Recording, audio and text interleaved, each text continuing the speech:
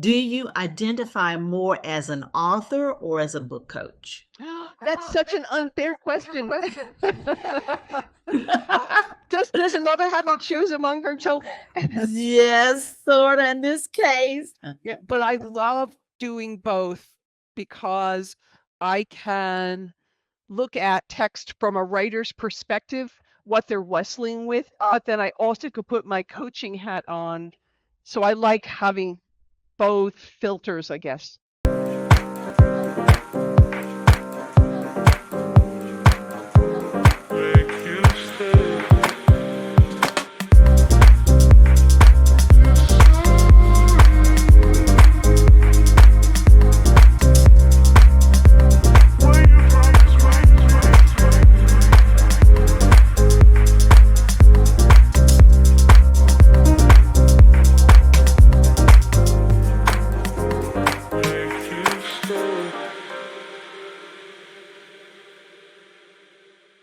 Hi, Bookaholics. Today we are joined by Amy Bernstein, who is a multifaceted individual. She combines being an author and a book coach. We've had one or the other, but never both at the same time.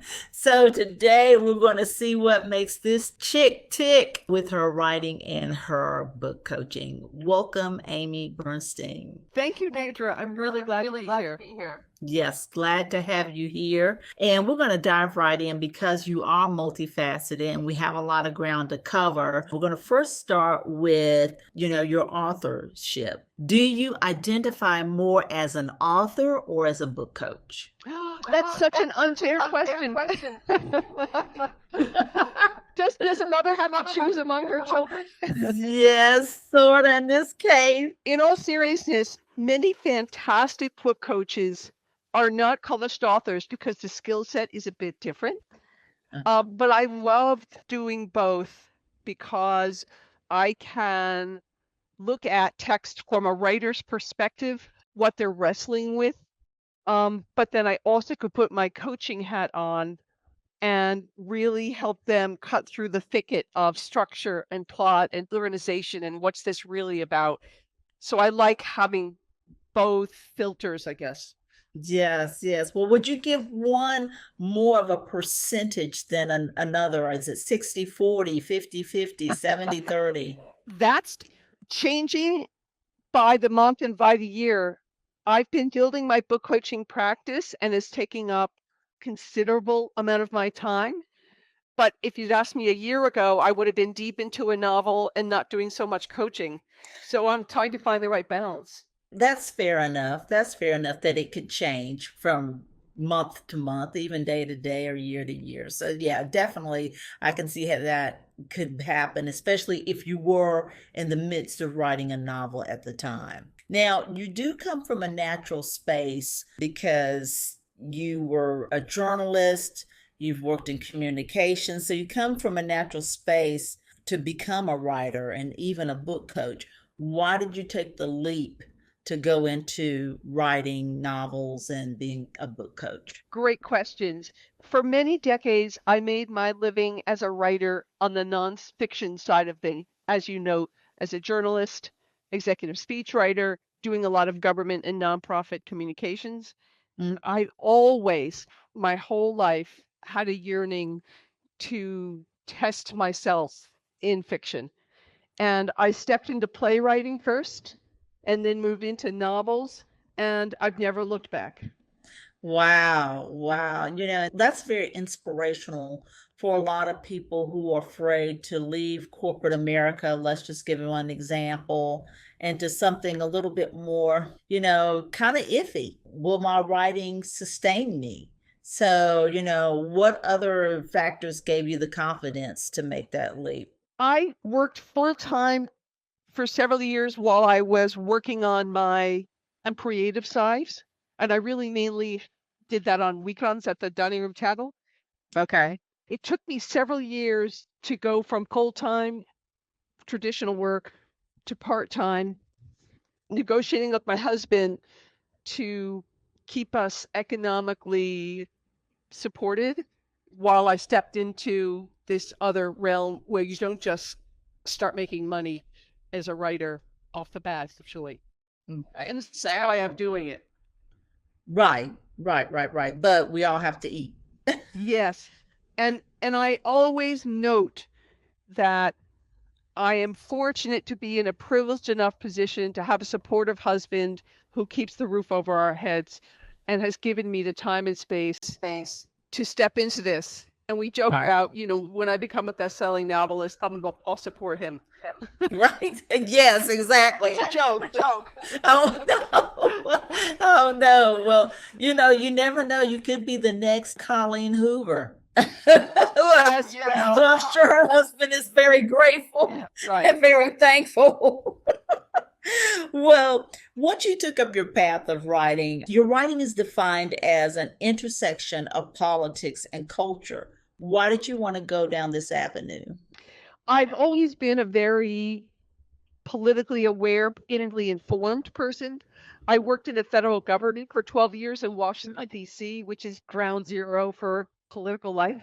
Yes, And definitely. I find that I like to create fictional worlds that still are grounded in our troubled real world. And I can't do that without looking at injustice, social inequity, the role that politics plays imposing power and decisions that affects people's lives. That's just the way I think. Yes. Well, that was a very good explanation. Now, there's 4 books that I saw that you have written. The Potrero Complex, Mhm. The Nighthawkers, Dreams of Song Times, and Fran the Second Time Around. Let's talk a little bit about each of those. Tell us a little bit about the Potrero Complex, and please pronounce that word for me, please. You did it just fine. It's a bit of a tongue twister, Potrero. Okay. I'm very much a multi-genre author. I refuse to pick a lane. Okay, yes, the Potrero Complex is a speculative mystery thriller set in the near future in a post-pandemic world about a stressed out journalist who finds herself in a position where she has to solve the murder of teen in a small town. Hmm. Wow.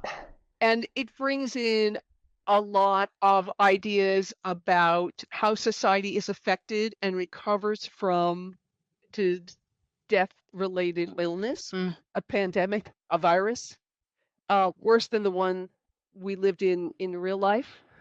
But I wanted to explore what happens to societies after coming that, kind of in a post-plague culture. What happens to power? What happens to people's desire to safe tops by exchanging civil rights in return? So there's kinds of trade-offs, all mixed up with the mysterious disappearance of teenagers from a small town, which is all tied together.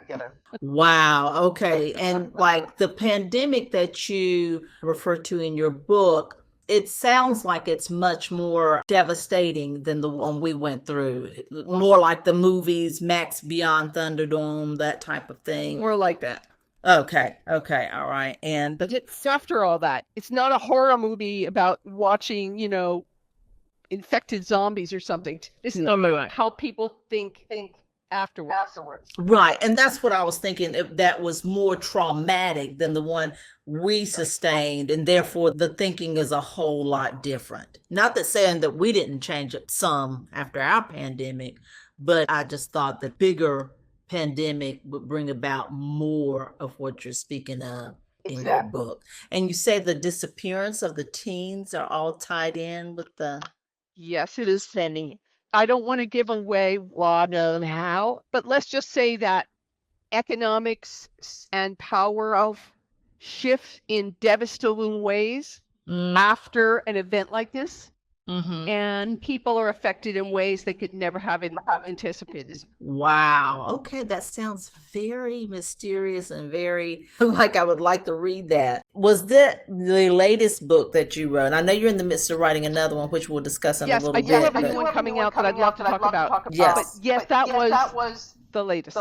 That was the latest. And we're going back in time a little bit. Give us just a little glimpse into the Nighthawkers. Right. Well, switching gears. Oh, yeah. Nighthawkers is a paranormal romance Oh God.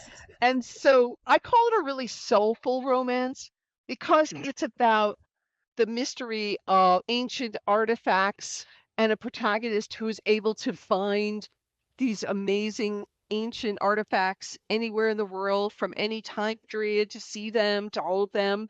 And she meets a Mr. Wrong, or she meets a Mr. Right, of course, serious and ugly. So it's got a lot of magical stuff in it. I'm also playing out as a romance story. Got you. Okay. Dreams of Song Times. Dreams of Songha is a grounded fantasy about a human mermaid hybrid Oh wow. whose ancestors have been hinted nearly to extinction. She's trying to find her place in a dangerous world. It's about becoming othered. It's about being labeled.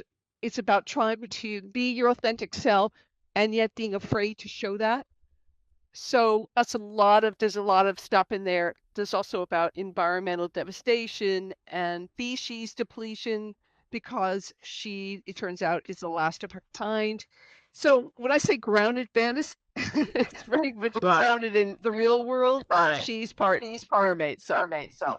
Got you. Wow. Wow. Wow. Wow. Okay. And then we've got Friend the second time around. This was the first novel that I wrote and finished years and years ago. And it really is a young adult novel. It really is for early teens, like maybe 12 to 14. Oh, okay. Okay. And it's about a girl who gets embroiled in a terribly tragic incident that affects her very deeply. And she has to find a new way of living her life. So it really is a very hopeful book, but it's also kind of spiritual because it's about wrestling with really serious stuff. Wow. Okay. So before we go into your new book, you know, you just described four of your previous books. And how do you, I guess it kind of goes back to you being a writer and a book coach, but I don't understand how you keep up with the different genres. Do you ever see yourself as locking into one? I don't think I am going to lock into one. I try to honor the expectations of each genre and yet give it my own twist because you have to do that because readers come to a crime thriller with certain expectations. They got or romance with very specific expectations. Yeah. So for me, I like to walk that line. I'm going to give you what you want, and maybe not everything you want or expect. I'm going to do it my way. Got you, got you. So now, wouldn't you find that hard to market yourself with different Yep. genres? The That's a challenge. the downside of genre hopping is it's harder to build an author brand. Mm. And what some people say is, hey, once somebody likes one of your books, they'll go read anything you write. I don't know if that's true because someone who loves crime thrillers may never ever crack a romance. Yeah, this is true. This is true. That's a possibility. Well, Okay, I'm just going to write what I want to write. yeah. Well, you know, if that's your way of doing things, then that's your way of doing things. Like you said, like someone told you, maybe somebody will crack open one of your more mysterious thriller type of books, and who knows, they might give the romance a try. You never know. You never know. Don't do that yet. Not yet. Well, then let's talk about Wrangling the Doubt Monster, which is debuting October 2024. Tell us a little bit about that. It's got a great title. I am so excited about this book. It's a short nonfiction work of inspiration. Okay. Artists and all creative people who feel held back by self-doubt. Ah, imposter syndrome and that. Yes, to some extent. So the full title is Wrangling the Doubt Monster, Fighting Fears, Finding Inspiration. This is a really short book. This is not one of those big, thick tomes that you have to make a huge commitment to read it and like learn something. It's not a how-to. It really is inspirational so that this is that book that you keep by your desk, that you give to your other writer friends. Because the truth is that the idea that you can banish doubt or defeat it is a myth. It's baked into us, and it really is inside us. And every act of creating is an act of doubt, but you cannot make without wondering, and you cannot wonder without questioning. So I ask people to accept and embrace the doubt within them. Go forward. Wow. Okay. All right. Now, so you said this is for creatives. So, how wide is your spectrum of creatives? Because in our society today, creatives have gone beyond writers, musicians, and that type of thing. It's also your influencers that are creators and embarking on being a YouTube personality or a podcasting personality. Would this book cover those type of creatives as well? Absolutely, because every one of us who makes something to share with the world is going to at some moment doubt, am I good enough? Good enough? Is this good enough? Will it resonate? Am I risking myself too much? Am I too vulnerable? Am I just not good at this? Everybody goes through that. So I think it would apply even to someone who's a bread maker, because it's such a part of the human condition. And we need to really be honest about it and address it. And many people in our culture want to talk about, oh, well, just banish your doubts, conquer doubt. And I say, no, we live with doubt. Well, and then we find a way to go on. Exactly, exactly. Wow. Well, this is definitely a book that I would encourage everybody to pick up because we all, whether we're creators or not, we all, struggle with doubt from time to time. So kudos for you writing that type of book. Now, switching to your book coaching, you are a certified nonfiction book coach. And I have said this 100 times on my channel. I've interviewed tons of book coaches. They are all different. And you are my first nonfiction book coach. So it's always, I'd like to expose my avid readers who are sometimes struggling writers to all types of book coaches. And so, how did you get on the nonfiction book coach trail? I decided to do that for two reasons. One, to draw on my decades of experience writing nonfiction, working in nonfiction professions, and helping others in the workplace on that kind of material.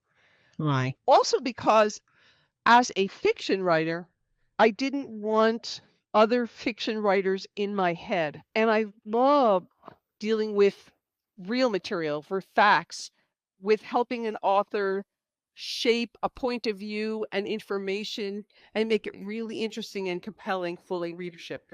Got you. Wow. And so, what are some of the things that you focus on in your coaching for folks who's going down the nonfiction path? Well, anyone who is aspiring to write a nonfiction book has got to understand a couple of key things sooner rather than later. One is the writer has to understand their why. Why am I writing this book? Why am I the right person to write this book? Why now? So what's so important is to understand who is the reader. What pain points for that readership am I addressing? So there's a lot of questions that we start with in a process that helps the author kind of excavate the purpose of the book. And then we'll move on to a really deep dive into structure, Okay. because that's such a tough nut to crack, how you put the book together. Okay. Now, so let's just say you had a class, and a class of 10 people, let's say, and I wanted to write a self-help nonfiction book, and one of my classmates wanted to write a biography. So would you be able to coach both of us? Absolutely, because the fundamental questions are the same regardless of the subject matter. And it's all the things that I just talked about. Why do you want to write this book? Who is the book for? What is the journey you're going to take the reader on? Because we think about stories and fiction taking readers on a journey, but nonfiction does that as well. How can the reader be transformed at the end of the book? So these are all fundamental questions for every writer. And then there's the nonfiction proposal, which anyone who's not self-publishing has to wrangle with. And that's the calling card, the pitch packet that you're going to put together for the publisher or the agent to introduce them to the benefit of the book. Got you. And so within your book coaching, what types of services do you offer to people? I offer a range of services that begins with meeting that author kind of where they are. So, for example, if you come to me with a manuscript, I'm reviewing one, in fact, right before this call. I'm going to start by giving you an honest assessment about what's working, what's not, and what we need to do to get this thing into shape. Mm-hmm. But if you're starting with just a raw idea, and I love working with authors who just have an idea, Yes. we're going to go through a process, help you flesh that out. And that might involve research, a lot of organization, researching a lot of the other titles that are out there, doing an audience analysis, and all kinds of things. Wow. Wow. Very fascinating and very organized. Well, Amy, I really want to thank you for introducing us to your books. We're looking forward to the release of your book in October 2024 concerning doubt, which we all wrangle with, and also sharing with us your book coaching services. I think my listeners will be able to get a lot out of this interview, especially since we'll have your website and social media contacts in the podcast show notes, as well as the description box on the YouTube channel. Amy Bernstein, thank you so much for joining the Bookaholic podcast today. Deirdre, thank you for having me. It's been a wonderful conversation. Yes, thank you.